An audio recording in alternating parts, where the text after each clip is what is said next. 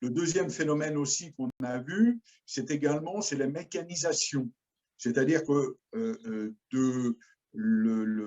les chantiers qui étaient faits à la main avec des bacs, où ça demandait énormément de main-d'œuvre, se sont petit à petit, on va dire, pas arrêtés, mais il y en a eu de moins en moins, pour aller de plus en plus vers la projection, pour aller de plus en plus vers les briques de chanvre, qui est une autre forme de béton de chanvre qui est déjà préformatée sur des épaisseurs différentes. Voilà, surtout sur la partie chanvre en vrac, quoi, on va dire. Ce que l'on voit aussi, c'est que il y a une grande difficulté, on va dire qu'il y aurait un développement potentiel absolument énorme, mais le plafond de verre sur lequel on se retrouve un petit peu sur le béton de chanvre, en ce moment, il y a énormément de demandes d'ITE, isolation par l'extérieur, et une des grandes difficultés, c'est que l'ITE, à partir du moment où on veut, on a besoin de normes, et ces normes de reconnaissance d'isolation thermique avec des lambdas, avec des résistances thermiques, ça, on a un petit peu de mal à l'atteindre. Ce qui fait qu'en fait, on a cette espèce de demande, et en même temps, de la part des particuliers et des gens qui sont toujours souvent en quête de crédit d'impôt, puisqu'il y a quand même énormément il y a énormément de demandes et il y a énormément d'aides qui sont dans ce domaine. Et là, c'est un peu la difficulté, quoi. C'est-à-dire qu'en fait, beaucoup de gens demandent, mais il y a peu de gens qui vont choisir à cause de cette difficulté de récupérer ces aides, quoi. Voilà. Je vais peut-être laisser la... Si je peux juste... Oui, alors Daniel, je te laisserai de façon courte, et puis après, je demanderai à M. Dandre éventuellement dans son expérience de contrôleur technique. Mais vas-y, Daniel, si tu veux répondre. Oui, si je peux rebondir, oui, c'est vrai qu'effectivement, les critères d'éligibilité pour les crédits d'impôt avec le béton de chanvre, c'est très compliqué. Donc, moi, je propose toujours par défaut et en général, plutôt que d'en mettre dedans plutôt que dehors. Toujours pareil pour une question de ressenti et de comportement hygrothermique. Et par rapport au lambda, on a une commission spéciale lambda justement qui s'appelle Titre 5 au sein de l'association Construire en Chambre pour justement travailler avec la DHUP pour mener à bien la modélisation des campagnes de mesure que je vous ai expliqué tout à l'heure, justement pour bonifier le lambda. Ok, merci beaucoup pour cette précision. Laurent, est-ce que vous voulez dire par rapport à vos activités sur ce sujet-là, si vous avez réussi à trouver un endroit dans la gare? Ouais, je me suis mis sur le parvis, tout va bien. Merci Laurent. Vous m'entendez bien? Oui. Oui, parfait. Oui, donc pour l'anecdote, moi j'ai isolé ma maison en Ardèche en 2005 en béton de chanvre. À l'époque, c'était vraiment ultra confidentiel. Ce qui m'a amené aussi à devenir aujourd'hui référent technique pour la PAF, pour les matériaux biosourcés, parce que j'ai une appétence pour ça. Aujourd'hui, le béton de chanvre est passé en technique courante, puisqu'il y a des règles professionnelles. Et dans le nuage, je suis content parce que je n'étais pas le seul à le mettre, dans le nuage du petit sondage. Donc, des règles professionnelles qui sont reconnues par la C2P, qui sont en cours de révision pour une version 3. Donc, moi, je participe avec Quentin Pichon et tout le groupe à la relecture. Et donc, non, le chanvre ne stagne pas et au contraire se développe énormément. J'ai entendu dans la présentation de Daniel Bayeul la question du chanvre terre. Hein, si j'ai bien entendu. Là, par contre, on n'est pas encore passé en technique courante puisqu'on sort du cadre des règles professionnelles, béton de chanvre-terre. Mais aujourd'hui, voilà, on peut travailler en technique non courante. Il faut faire des analyses de risque et puis développer. Et en fait, finalement, la technique des petits pas permettra peut-être un jour, dans certaines dispositions, de positionner du chanvre-terre, donc avec un impact carbone encore plus minimal, de le passer en technique courante. Voilà, donc ça ne stagne pas, au contraire. Eh ben, merci. Marie, est-ce que tu voudrais également voilà, dire par rapport à ton activité d'enseignante et d'archi? Oui, merci Pauline. Ce que je peux dire donc par rapport au projet du restaurant scolaire à Jean Rostand, donc, que vous avez vu en vidéo et dans lequel effectivement on voit Romain qui est intervenu et qui a réalisé la partie béton de chambre projeté. Donc ce projet a un objectif démonstrateur, d'être démonstrateur de construction éco-responsable, et effectivement la technique du béton de chambre, c'est la première fois qu'elle a été utilisée dans ce contexte partenarial entre l'ENSAG et des communes dans la CAPI. Il a été utilisé justement pour pouvoir un petit peu diffuser le fait que ça existe, et puis aussi le mettre en œuvre dans le cadre avec d'autres matériaux naturels locaux. Ce que je dirais, c'est que donc, déjà d'un point de vue pédagogique, donc moi j'enseigne à des étudiants futurs architectes à travers des processus participatifs sur le terrain qui ont pour objectif de mettre en lien des savoirs et des savoir-faire des acteurs. Et donc je pense que déjà ça c'est un point, peut-être le premier point, c'est qu'il faut que pour que cette technique se développe, il faut évidemment que les gens soient formés pour.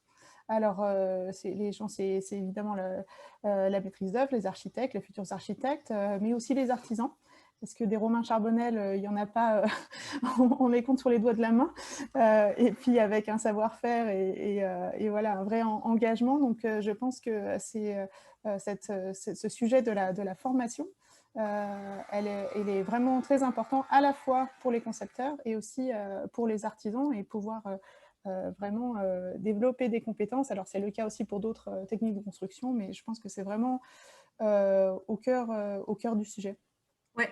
Pour information, d'après Interchambre, qui est un membre de Construire en Chambre et qui fait des statistiques, il y aurait quand même déjà maintenant à peu près 1000 professionnels formés avec les formations artisans et prescripteurs. J'ai trouvé ça plutôt enrichissant, effectivement. Ce n'est pas encore tout ce qu'on voit, mais ça veut dire que voilà, ça commence quand même à bien diffuser sur la... Est-ce que tu voulais rajouter quelque chose, peut-être Oui, peut-être juste pour faire le tour des acteurs, il y a aussi la question des maîtrises d'ouvrage, évidemment. Donc, d'une part, il faut que les concepteurs soient formés et connaissent les propriétés de ces matériaux et ses possibilités d'application, pas uniquement en rénovation, mais aussi en construction neuve. Donc, le bâtiment, en l'occurrence, que vous avez vu, c'est un ERP, un établissement recevant du public de catégorie 5. Donc avec un certain nombre de normes, dont des normes incendies qui s'appliquent. Et effectivement, ce type d'isolant était tout à fait approprié, donc on s'en réjouit. Mais aussi les maîtrises d'ouvrage, parce que quand un concepteur propose ce type de choses, il faut aussi, et là je passerai volontiers le bâton à Séverine autour de la table, mais je pense que voilà, c'est vraiment important aussi que tous les acteurs en fait, de la construction puissent être sensibilisés à ce type de pratiques qui sont clairement notre avenir. Oui, Séverine, effectivement. Si je peux me permettre d'ajouter un intervenant complémentaire, c'est l'assureur. L'assureur, et tout à l'heure je parlais de techniques courantes et non courantes. Tu as tout à fait raison. L'assureur a aucune difficulté à assurer, à faire son boulot. En technique non courante, on a besoin d'un assureur qui soit rassuré. C'est un assureur qui me l'avait dit. Il faut rassurer l'assureur. Et donc pour ça, avoir des personnes compétentes autour de la table, du concepteur à l'artisan et au contrôleur technique. Oui, Séverine, oui, tu peux éventuellement aborder effectivement ce sujet, peut-être si tu veux. Alors, et puis, effectivement, peut-être aborder le sujet de... parce que toi, du coup, c'était ta première expérience, je crois, en béton de chambre, en opération avec du béton de chambre. Qu'est-ce que ça a fait dans ton équipe? Parce qu'en plus, ils ont eu la chance de travailler avec Romain. Donc, voilà, qu'est-ce que ça a soulevé comme envie dans ton service? Alors, nous, la mairie de Bourgoin, on est intervenu... déjà dans la volonté de faire ce type de bâtiment, même si tout au long du projet, il faut toujours remotiver surtout nos élus sur le fait de faire, de concevoir, de réaliser un petit peu différemment de ce qu'on a l'habitude de faire. Et puis sur la partie réalisation, nous, on a la chance d'avoir des agents en régie, en fait. On a 25 personnes à l'atelier bâtiment et ils ont pu participer à la mise en œuvre du béton de chanvre projeté avec Romain Charbonnel. Ce que moi, j'ai apprécié dans les retours que j'ai pu avoir, c'est que la mise en œuvre est assez simple. C'est-à-dire, moi, les maçons de la régie, ils ont trouvé que cette mise en œuvre les changeait pas beaucoup des enduits projetés qu'ils ont l'habitude de faire. Physiquement, c'était pas plus compliqué. Donc là-dessus, c'est un point positif déjà que la technique ne rebute pas à la mise en œuvre. Et puis, ce qui est apprécié aussi, moi je trouve sur le chantier, c'est que en un seul intervenant, finalement, en une seule intervention, on fait ce qui se fait traditionnellement, souvent en multicouche, parfois avec plusieurs intervenants à coordonner, avec chacun son lot de déchets qui va avec. Donc, moi, j'ai trouvé que c'était une mise en œuvre aussi qui était plutôt propre. Et c'est quelque chose que j'ai pu apprécier sur un chantier où, même si on a l'impression que ça avance et que les chantiers propres existent, moi, je n'ai pas cette réalité en face de moi quand je suis sur les chantiers. Donc ça, c'était un point positif aussi. Après, sur la mise en œuvre dans notre bâti sur d'autres opérations, moi, je pense que c'est quelque chose vers lequel on va se lancer parce qu'on a beaucoup de bâtiments plutôt anciens dans les collectivités. Ce qu'il faut simplement, c'est que la disponibilité du produit, elle soit assez simple, on va dire. C'est-à-dire trouver une formation, et il ne faut pas que ce soit à Nantes une fois tous les 2 ans parce que sinon les maçons vont pas payer. Et il faut que la disponibilité de la matière soit également assez simple, quoi. Voilà. Nous, en plus, quand on est maître d'ouvrage public, on a pas mal de contraintes d'achat et d'organismes de formation. Donc, il faut vraiment que ce soit ouvert à tout type de maître d'ouvrage.